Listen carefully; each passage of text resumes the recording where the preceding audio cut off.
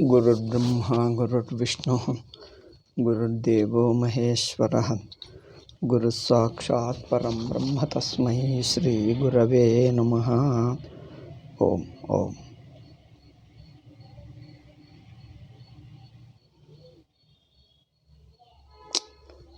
ನಾನು ಮರ್ತು ಹೋದೆ.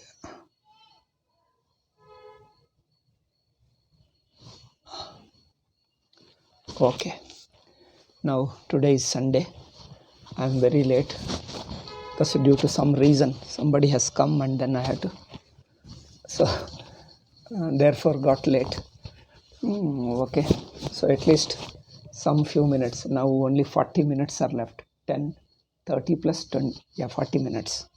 Okay, we shall discuss 5th chapter. Om Gurur Brahma Gurur Vishnu Gurur Devo Maheshwarah Guru Sakshat Param Brahma Tasmai Sri Gurave Namaha. In the 25th shloka, we were discussing Labhante Brahma Nirvanam Rushayah Kshina Kalmashah Chinnadvaidhayatatmanah Sarvabhuta Hiterataah.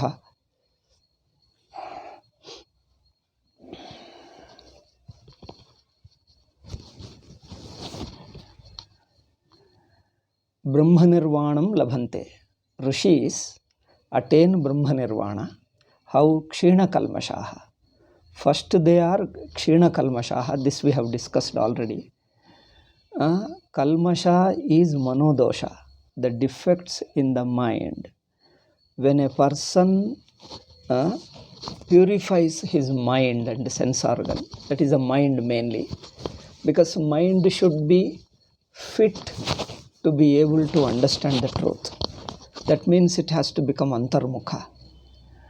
If the mind is turned outside in the sense it is not disposed to understand the truth. Okay, abhimukha means it should be disposed to understand the truth. If it is not disposed, if it is indisposed, if it is opposite, disinclined and indisposed, even the teaching and listening will go waste. It won't work. Therefore, Kshina Kalmashaha, the purity of mind, only implies that the mind is not too much attached with the external things. His interest is not in the external things but in understanding the truth. So, Kshina Kalmashaha, that we have discussed. Then Rishayaha. Rishi means he is a thinker, he is a contemplator, he is a Rishi. Brahma Nirvanam Labhante, he will attain Brahma Nirvanam. Chinnadvaida. So another feature is, another 2 or 3 points he says. Chinnadvaidhaha. That enlightened man is free from all doubts. Okay. And Yatatmanaha, he has a self-control. Atma means Antakarana, who has mastered his sense organs. I think these two also we have discussed. Sarvabhuta Hiterata. Then, so he will be Sarvabhuta Hiterata. He is interested, he is inclined in the well-being of all people. Does good to all people. Sarvabhuta. See, the expression is Sarvabhuta. All creatures. He is inclined. He is disposed to be. He is inclined, how to say, to be good to everybody. Sarvabhuta Hiterata. He is inclined to do good. Do good, or he doesn't hate anybody. He is good towards everybody. He loves everybody. That's what Sarvabhuta Hiterata.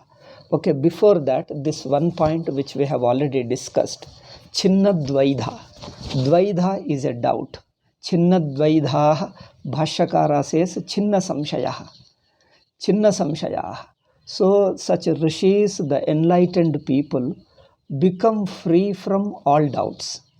Here, in India, it would have been easy to explain what is doubt and how to be free from doubt. So, but in English, since I am speaking in English, then I have to explain in another aspect of it, which I didn't do before. Now I got it just now before only. Just before I'm going to start the class, I got this idea. The doubt is two types. One is doubt in understanding. Regarding a fact, you have a doubt. Means your understanding is not clear about something. Now the word doubt is used. The word doubt is used in English. In another context also, in doubting is opposite to not believing. Okay? They put doubting is opposite to belief. This is a strange thing we don't have in India. That a belief and a doubt is opposite to belief. Doubting is a suspecting your belief, therefore, or you are slipping from the belief. Therefore, you have to reinforce your belief. So they use this doubting as a contrasting with belief also. Belief means having a faith. You believe something, and not believe, you are asked to believe something, and just live in the belief and don't question it. Now, why do the doubts arise? Why do the doubts arise? You are supposed to believe that Jesus has died for you, and then okay, he washed away. No, not washed away. He paid on your behalf because you are a sinner, and he paid for you on your behalf. And then Islam also some such belief, and probably Judaism also has some such belief, and this belief. So this belief is just a total belief, no rhyme, no reason, no logic. So naturally, this you have to believe. One is no logical explanation is expected. Okay, you are not supposed to expect any logical thinking in it. It just, they said it, you are supposed to believe, that's all. Second point about it is, I am explaining this thing, I am not going into their theology in details. I am only touching how the doubt works there, that's all. Only to help you to understand the doubt, because Indians, we don't know. Therefore, for sake of our people, I am just touching this. One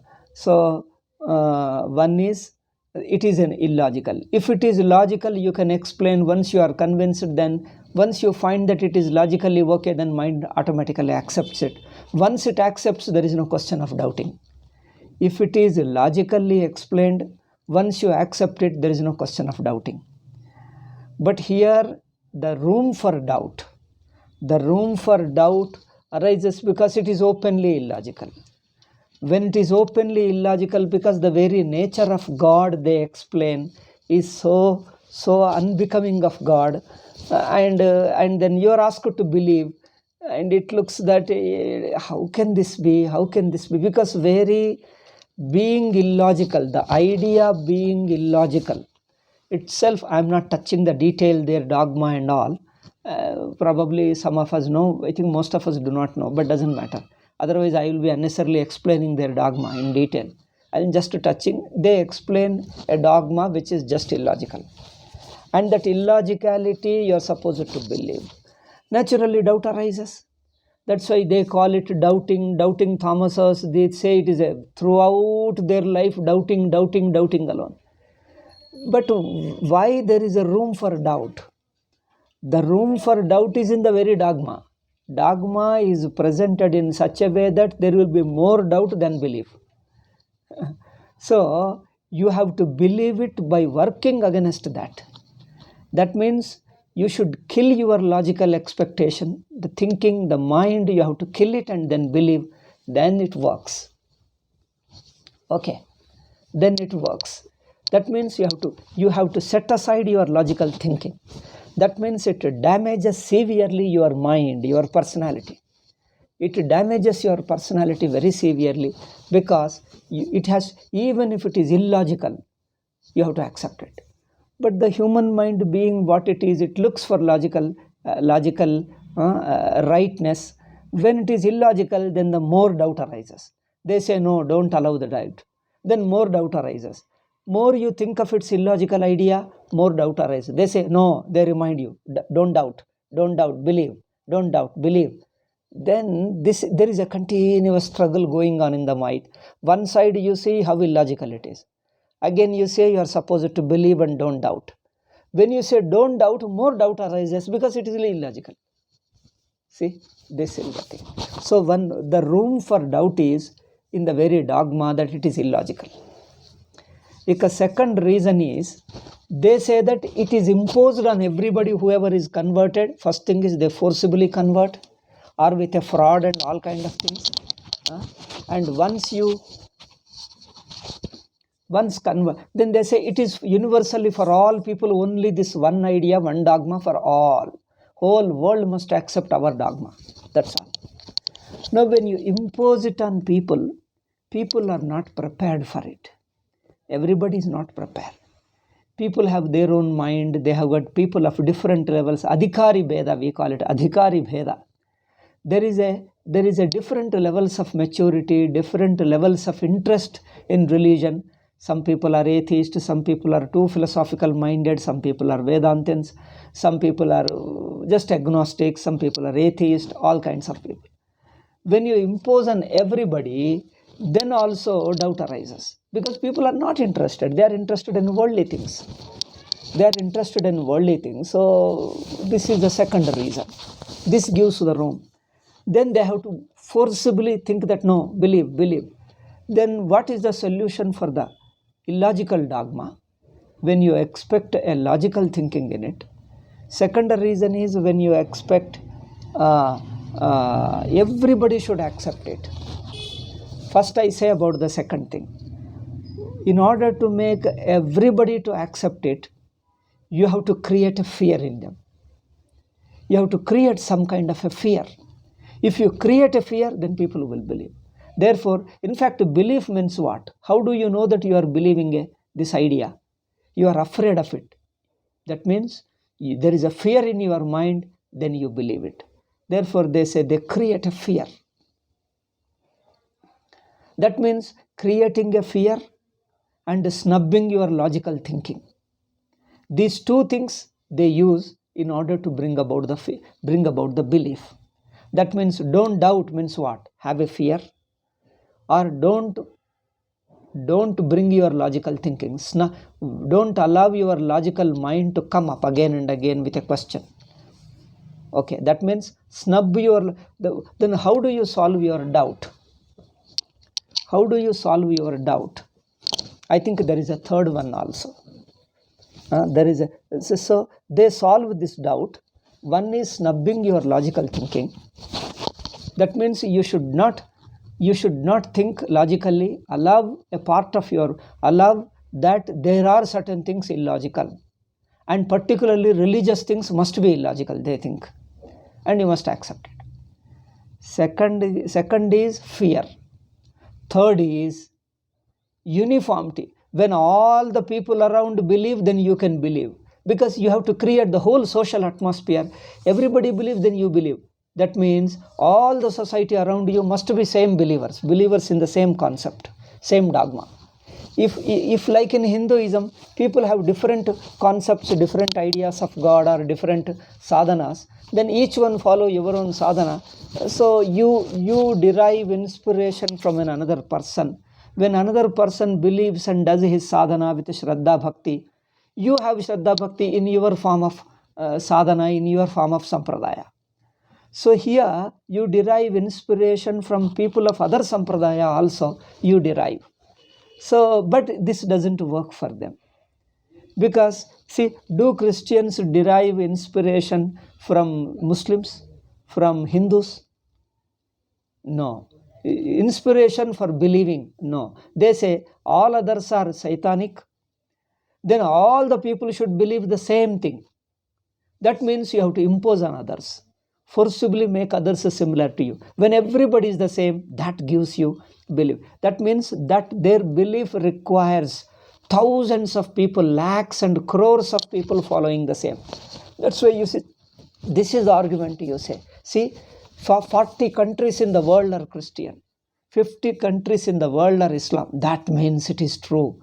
Then even the most highly educated thinking person says that So half of the world believes them. At least 30-40% of the world believes them. Then it must be true. So you create an awe that so many people are believing it. Then it could be true. So how do you remove the doubt? By this, I think, to my knowledge at the moment, these are the three things. One is snub your logical thinking. Second, create a fear in you. Third is that everybody should believe in the same religion. Fourth thing is, don't study other religions, particularly Hinduism. If you study Hinduism, you will lose your faith in your religion, because that gets shaken. Then you have to condemn Hinduism, call them satanic. Their religion, their philosophy, their Vedanta, their saints are most barbarians. Call them all Shankaracharya and all your Vedavyasa, everybody is the most barbarian. Then that gives you strength. You feel bold that yes, if such a Hinduism like a religion is the most satanic, worst religion ever existing on the earth, that gives a strength that then my religion alone is correct. I think these are the techniques they use. I think these four techniques help you to get back to your faith. So that means, no, don't doubt. So anyway, now I stop with this thinking. It goes on endlessly. Endlessly means there are so many factors in it. I've just touched a few things. So that means they make you fanatic. That means some kind of abnormality you have to create in the mind. Unless you create some abnormality in your personality, the doubtlessness, that means the total faith will not arise. Their faith means definitely some abnormality. It can't be sane. You have to condemn somebody, you have to hate somebody, then only your faith will be faith. Unless you condemn somebody, unless you hate somebody, unless you develop a fear in your mind, unless you snub your intellect, unless you force upon people around you, you can't get the faith in you, because the faith itself has no legs. It can't be understood. It is just unwieldy. You can't handle it. By creating some abnormality in your personality alone, you can develop a faith. That's what some of the religions that we see in India now, they are most popular, most terrible, poisonous religions we have here in India. So they talk of their doubt, Chinnadvaidaha, how to cross the doubts, how to cross over, how to overcome the doubts. So this doubt is different. But in India, for the faith, we don't say that you have a doubt. We only say that Shraddha should develop. For Shraddha developing, we say Satsangatya, Purvajanma Punya. We say only two things. You require Punya, do something good. See, how do we develop faith? Faith means in India, how do you develop the faith? One is, it should be logically explained, and then that gives you faith. Second thing is, means it helps you. Gives, we cannot say, but at least it makes you to accept it. Second thing is, do Satsangatya. They say, live in the company of saints or bhaktas. You see them, you derive inspiration, your mind also gets this thing. Or we say, do good things. Whatever good things you do to help others, serve others, be simple and gentle, follow certain good values, human values, and do some punya karma. This punya, with the help of punya karma, same Bhagavan will give you strong faith. Okay, same Bhagavan will give you strong faith in you. See, these are the ways. So, if your faith is not shaken, you keep forgetting it, that's all. Your faith is, Shraddha is not strong enough. Sometimes what happens, you believe, still mind doesn't follow it, because your mind is get distracted by the sensuous pleasures, money and status and all. Therefore, they say, develop the purity of mind, derive inspiration from other people of other religions also. People of other religions also, they have a faith in them. See that and you say, hey, how so good people are. They have a strong faith in their religion, in God and etc. Seeing that, Hindus, that's why Hindus feel inspired from any tradition, any person. Wherever there is a sincere belief, We say, oh, you should also believe in your sampradaya, in your sadhana, in your shastra, similar to other people doing. So even if it is other religion, you can derive inspiration. So satsangatya, or live in the company of saints and bhaktas, so that will give you. Then the worldly mindedness, if your nature is highly disturbed mind, personality is highly impulsive mind, then you have to purify your mind.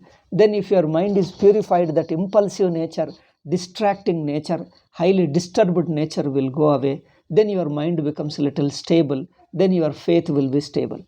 So like this, the explanations we give are logical, and the sadhanas we give are also practical, and develop more love and understanding of Ishvara. Another thing is the nature of Ishvara. You read some Purana, some Puranic story, you read or listen to some Bhakta explaining how Puranic story, then you come to know the nature of Bhagavan, the positive qualities of Bhagavan, that will develop a faith in you. We don't say you are doubting the faith, we say faith is becoming, Shraddha is becoming weaker. That's all. There is no question of doubting the faith. Faith doubting, such a thing we don't use at all. Such a word doesn't exist in Indian languages. So doubt is always about understanding. Now the second one. I told doubt in two areas. One is doubting a faith. When we are speaking in English, doubt is opposite to faith. You are supposed to believe. You are doubting means you are slipping down from your belief. Now and then, often you are slipping down from your belief. You are not able to remain stable in your belief. So the belief, your mind is slipping down. So because doubts arise in your mind. Now somehow you have to strengthen your doubt. You have to give all kinds of logic to you so that your doubt remains. Again slips down, again you remain. So in the dogma, you have to believe like that. But for upasana, for Ishvaropasana, we say in whatever way, the mind should become positive. It should develop positive qualities and punya and satsangatya. And also that sampradayika pustaka, whatever the book you read, the Purana Katha, or the if you are a Shiva Bhakta, read the Shiva's Leela, Shiva's stories, Shiva's Katha. Stories are two. One about describing Ishvara's, God's nature, how kind-hearted, how God is, how Ishvara is. Second is studying the stories about bhaktas. You can read the Shiva Bhakta or even Vishnu Bhakta, or any Bhakta, Bhakta of any form of God. Any Bhakta stories you read, your bhakti will be reinforced. Okay, but we don't call it that removing the doubt. There is no question of doubt. Okay, because doubt is only about an idea, about a concept. We say we have a doubt in understanding a concept. We use the word doubt. We use the word doubt only about a concept, only an idea. How the idea is illogical, then the doubt arises. Doubt arises only when it is illogical. Okay? For us, doubt is not about faith. The doubt doesn't disturb the faith. What doubt does is, doubt convincing. Because it looks illogical, therefore doubt arises. Okay? Therefore, we use the doubt or sandeha, samshaya. We have two words in Sanskrit, sandeha and samshaya. This sandeha and samshaya exist only in being convinced about that idea, the concept. How it is logical. If you explain logically, doubts go away. That's all. We use logic. We use doubt only when it is illogical, your mind gets doubt. How can it be? It looks so unreasonable, unacceptable. That's all. Then you tell him how it is reasonable, how it is convincing, how it is acceptable, how it is tenable. Okay, you explain logically, and then it is tenable. That's all. Then the doubts go away. So, doubts about an understanding. In understanding a thing, you get a doubts. Because your anubhava tells, or your logic tells that it doesn't look right, it doesn't look reasonable, because the opposite seems to be right. So we have doubts only about its logical tenability, logically reasonability, its acceptability. If it is illogical, then the doubts arise. So explain, doubts go away. Okay. Therefore, Chinnadvaidah. So all doubts arise because, now regarding Brahman, why doubts arise? Because Brahman is all pervasive, whole thing, everything. When you listen to it, Brahman is all pervasive, there is no second to it, we are all Brahman. This seems to be, if it is nice that if I am everything, that I am Brahman and that I am free from, the idea seems to be attractive, but it doesn't seem to be logical possible that how can I be individual being bound to the body, mind and sense organ, individual subject to birth and death, how I am free from time and place, how I am ever existing, free from death, free from all sorrows, eternal, and I am whole universe, I am everything and nothing is apart from it. This idea seems to be very attractive, but logically this seems to be may not be true, or maybe, but how can I say that I am everything? How can I say that I am everything? So this, in your understanding, this looks illogical, this looks improbable. So you get a doubt about the very Brahmajnanam, very the Brahman nature. One side it looks very attractive, that if I am a happy Satchidananda Swarupa, free from birth and death and sorrow, tensions, I am totally free, I am all pervasive, whole world is myself and all jivas are myself, there is nobody other than me. This idea, when you explain as a concept, looks very attractive. Abba, if I become Brahmajnani like that, how nice it would be. But if you go by your anubhava, but is it true? How? But Vedanta says there are some jnanis who say that we have understood the truth that I am Brahman. But how is it possible? So you get a doubt about its possibility and probability of this thing. So the only way of transcending all these doubts is you intuit Brahman, that you are Brahman, you gain Brahma Jnanam, all the doubts go away. Because the doubts continue until you discover, you negate all your body, mind and sense organ and individuality and stand as Brahman, stay as Brahman, all doubts go away. So Chinnadvaidha means total being free from all doubts. Being free from all doubts only means having jnanam, that's all. Only Brahma Jnanam is the only thing which makes you free from all doubts. So here doubt means not understanding the truth. Freedom from doubt means only understanding the truth. So therefore, doubts arise regarding its convincibility, regarding its logical tenability. We use the word doubt because it's an English word. We use in a synonymous to sandeha, samshaya in Sanskrit. In Sanskrit, sandeha, samshaya. So is synonymous to Sanskrit word we are using. Then in Sanskrit meaning is only doubt about this thing. So regarding believing something, regarding faith, we don't use the word doubt at all. Doubt is not in contrast with belief. Doubt is not questioning belief. Doubt is not going against belief. No, belief is a different thing. Doubt is only about understanding, it's logical. Now, once it is logical, then the doubt goes away. Even after doubt goes away, you may not accept that concept and follow it. See, sadhana doing is different thing.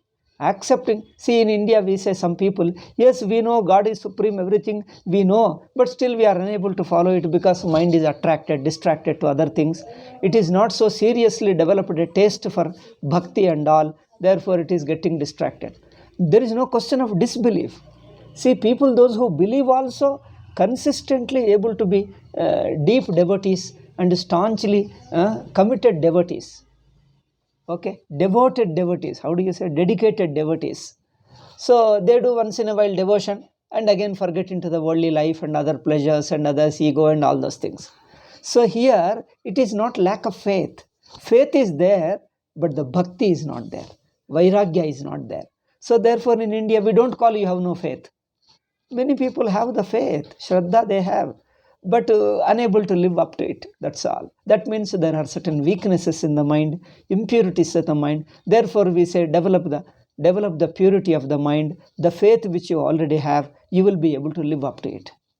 Therefore the Shraddha we have, If you are convinced logically, you have a faith but unable to live due to certain other deficiencies, difficulties, due to other certain impurities of the mind. So develop a satsangatya, purify your mind, then the mind comes to this thing and continue. Therefore, but we don't say doubting. That's why when we listen to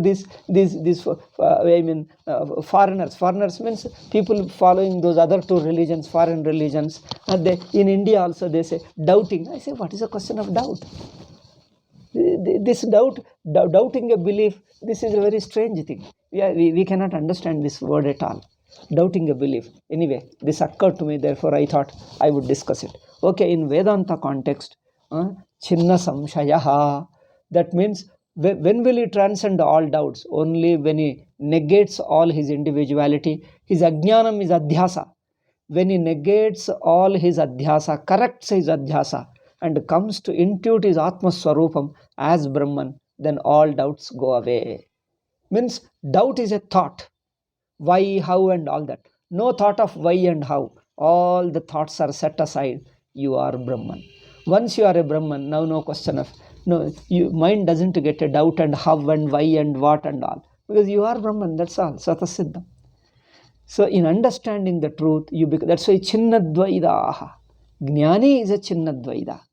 Here he is talking the freedom from doubt or going beyond the doubt. How do you overcome doubts? It is the Jnani's way of overcoming the doubt. That means you will become free from all doubts when you also become Jnani. Only Jnani alone is free from all doubts. All others have some doubt. Doubt means what? Still we are jiva, the body, mind, and identification with the body, mind, and sense organs. Therefore, it looks that it is very attractive. As a concept, it is okay.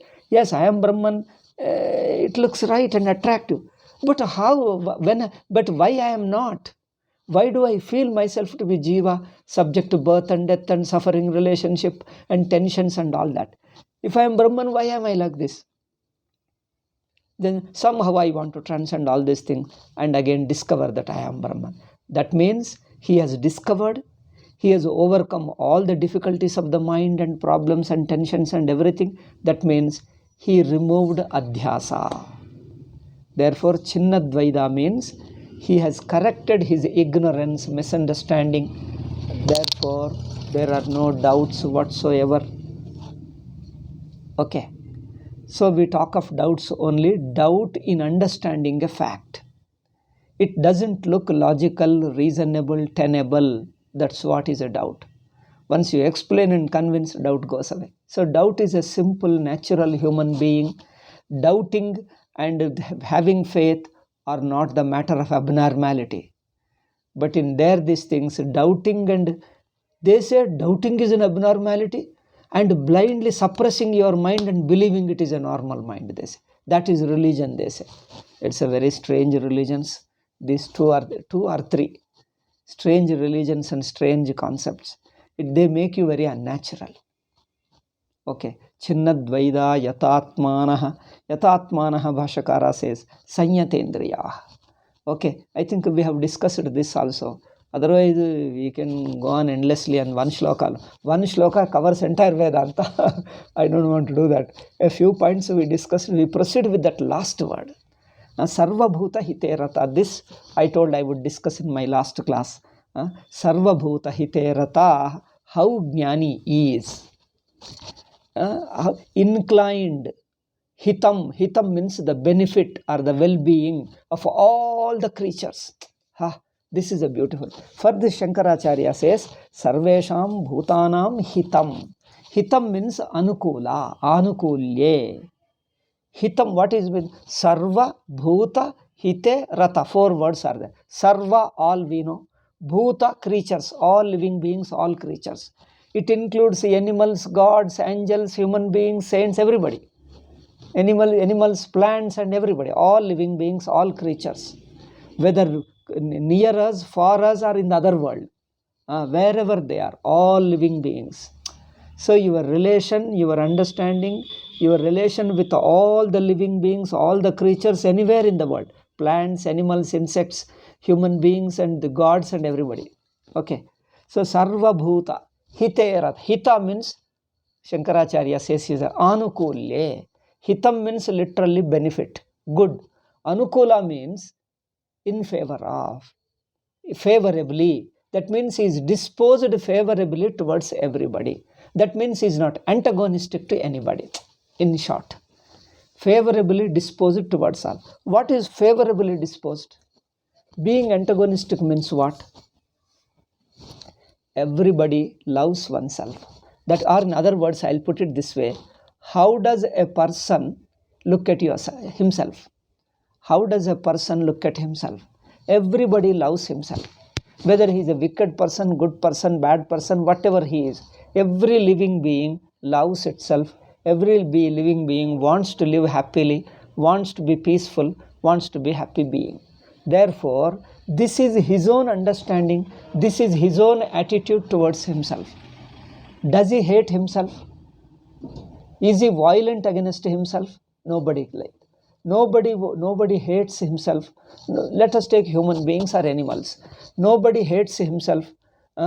Nobody wants to harm himself. Does he ever harm himself? Oh, everybody loves to make himself happy. Everybody loves to make himself peaceful and happy. Nobody wants to harm and hurt himself. Okay. That way, this Jnani looks at everybody as each being, each creature looks at himself or herself. Because this himself, herself, gender is only for sake of worldly thing. Otherwise, it means same. Whether you call himself, herself, it means same. Because all jivas are same. Gender is only at the level of the body. For Atma, it is all same. Therefore, that means how a living being, how a creature treats himself, how a creature looks at himself, treats himself, same way he looks at everybody. What a beautiful enlightened man's view is.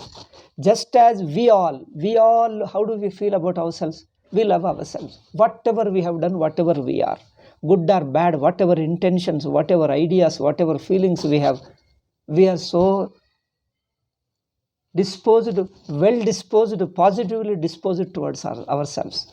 I never think of harming, hurting myself. Similarly, Jnani can never even in dream think of hurting, harming any others, because he sees his self is everybody's self. Mamatma sarvabhuta atma. Mamatma sarvabhutatma. Athava Bhagavad Gita itself says sarvabhutatma bhutatma. I think this shloka we have discussed before. Sarvabhuta atma bhuta atma. See, the samasa is very beautiful. This compound word sarvabhuta atma bhuta atma. Sarvabhutatma bhutatma. Like this shloka, Bhagavad Gita shloka says. I think it has occurred in 4th or in this chapter alone. Somewhere it has occurred. We discussed it there. He is an Atma. Atma means he is a self. He is such a person, such an Atma. Sarvabhuta Atma Bhuta Atma. He becomes the Atma of all creatures. How can you become like that? How can you become like that? How can I become the Atma of all other people? Jnani is that. Jnani means everybody is trying to become like that. That means only when you become Jnani. Jnani means whose Atma is the Atma of every creature. Every creature's Atma is his own Atma. That means he feels everybody as himself alone. How?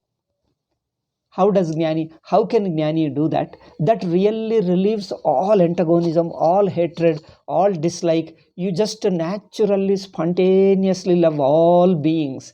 You can never think of hurting anybody on the earth. Because everybody is your own Atma. Even the most wickedest animals, human beings, everybody also, you love them because they are all your own self. This universal, unconditional love, unconditional love. Another thing is spontaneous love. Universal, unconditional, spontaneous love. This is what is called Sarvabhuta Hite Ratah. See, this expression is how beautiful it is. How can he achieve that? How did Jnani is already in that state, But how does a sadhaka, what did Jnani do to achieve this state of his understanding, this experience? Now, what is the difference? Why we are unable to love others? We love, now what do we love? We means a common man, a jiva. We means any jiva, any ajnani jiva. How ajnani jiva lives? He loves only those people who are disposed, well disposed towards us. Those who are antagonistic towards us, we hate them. Or those who harm us, either knowingly or unknowingly, consciously or unconsciously, intentionally or unintentionally, they harm us, they hurt us, we don't like them. We hate them. Means at least we have no soft corner for them. At least our mind becomes insensitive towards them. No softness, no loving nature, no kindness, no compassion, no kindness towards them. We just ignore them at least. At least we ignore them. We try to forget them. We don't want to look at them. Okay. But how can Jnani be so kind-hearted towards all living beings? It is not all living beings. It is his becomes very nature. Once it becomes your nature, who is the other person, other living being? It is immaterial to him. He may be any living being, whether he is a human, of people of any language, any area, anything, any human being or animal or plant or anybody, any god or any devata, anybody. It doesn't look at who is the other creature. It becomes his nature, that's all. It is his nature, spontaneous nature, to be kind-hearted, to be loving, to be gentle, to be natural. Because there is no need for him to hurt others. Why? Because generally we have to go against some people because the other person is against my happiness, my interest. I have some interest I want to achieve. I want to achieve some interest economically, socially, physically, emotionally, intellectually. So if I have some interest at the physical level, intellectual level, emotional level, social level, somewhere, if I have some interest in some area, if the other person goes against my interest, I feel hurt. If I feel hurt, then I start hating him. I hate another person only when I am hurt. Only when I feel that my interest is hurt, my interest is harmed. Then what is my interest? My interest is as an individual jiva, I have some interests. Jnani, when he transcends his individuality, he has no interest to be achieved. His very existence is fulfilled. All his interests, all his desires are fulfilled by his being Atma. He stays as an Atma. He stays as all-pervasive Atma. In that very Atma, all his desires, interests, everything is fulfilled. Therefore, he doesn't have any expectation, any need, any desire, anything in the world. Since he doesn't have any desire, any interest in the world, body, economic, social, political, or any other area, if anything is hurt, he doesn't feel hurt. He's physically hurt, he doesn't feel hurt. Emotionally, you hurt him, criticize him, you take help, but you remain ungrateful to him, he doesn't feel disturbed. If the person is ungrateful to him, he doesn't feel disturbed. You take help of him, but you just ignore him, he doesn't feel, because he is already happy by himself. Jnani is happy by himself. Therefore, he has no expectation from others. Even if the people are most wicked, he has no expectation, he remains relaxed. So, if he tries to correct you, help you, it is only out of compassion for you. But if you don't change also, he won't get disturbed. If you don't change, he remains relaxed and happy. See what a beautiful nature. The Jnani is a perfect man. And economic interest, if you rob his money, etc., he doesn't feel this because he doesn't have economic insecurity. A person who feels economic insecurity, social insecurity, emotional insecurity, so you can hurt his insecurity because he is insecure. By robbing the property, you can disturb him.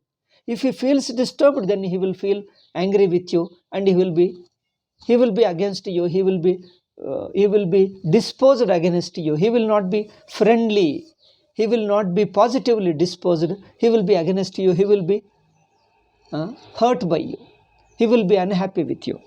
Okay. Therefore, Jnani doesn't feel emotional insecurity, social insecurity. economic insecurity. See, insecurity means a feeling of insecurity.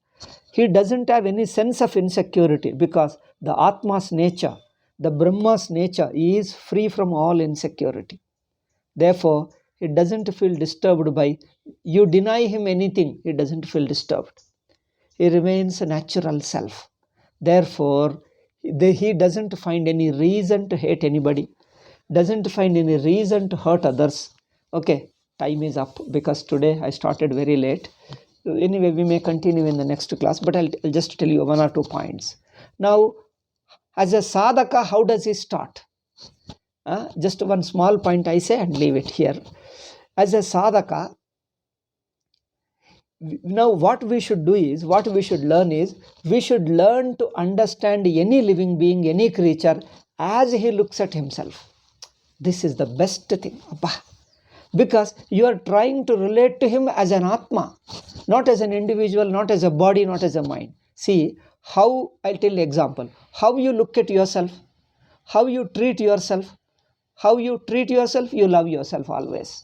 Similarly, I should look at yourself as you look at yourself. As you treat yourself, as you look at yourself, that means I should take your own standpoint while treating you, while looking at yourself. That means stand in his own feet. In English, there is an idiom, stand in his shoes. Standing in his shoes means what? You look at exactly as he look at yourself. We also try to put ourselves in his place, isn't it? We should understand, we should put ourselves in his shoes, in his place. When you put ourselves in his place and look at himself, we will exactly look at the way he looks at himself. This is the way we transcend our prejudice of this individual outlook. Otherwise, if I look at the person from my standpoint as this individual, I will be prejudiced, I will be biased, I will be looking at himself a different way. Okay. So, the right way is, I should put myself in his place and look at himself. All living beings, all creatures, this is how beautiful it is. This I'll explain more in the next class, how we should put ourselves in his place.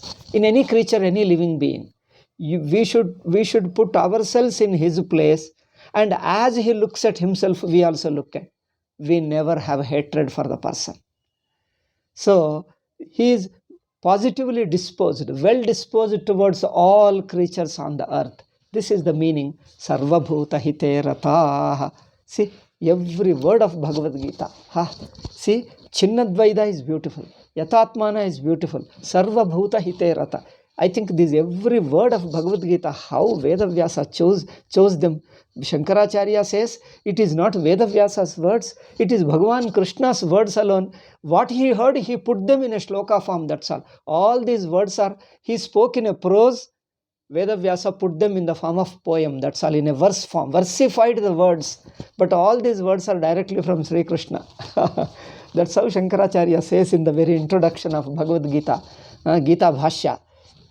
These are all Sri Krishna's words. He only put them in the shloka form. Therefore, each word is an amazing word. Each word enlightens you, purifies you, makes you a very great man, wholehearted person. Each word is an excellent word. Therefore, Sarva Bhuta Hite Rata. So, we have to see Jnani's nature and how sadhaka should work towards it. These 2 points. I think I explained, but if there is a few more examples, a few more points I have to give, this we'll explain in the next class and proceed with the 26th shloka, I think, in the next class. But 25, I think, Sarvabhuta Hite Rata, little more is left out. I'll discuss maybe 10 minutes in the next class and proceed with the next shloka. Okay. Om Shanti Shanti Shanti. Harihi Om Shri Gurubhyo Namaha. Harihi Om Tat Sat. Oh, Atma Prakasha has come after so many days. Okay. I think, are you in India? Or you left India? But anyway, wherever you are listening, it is good. Okay.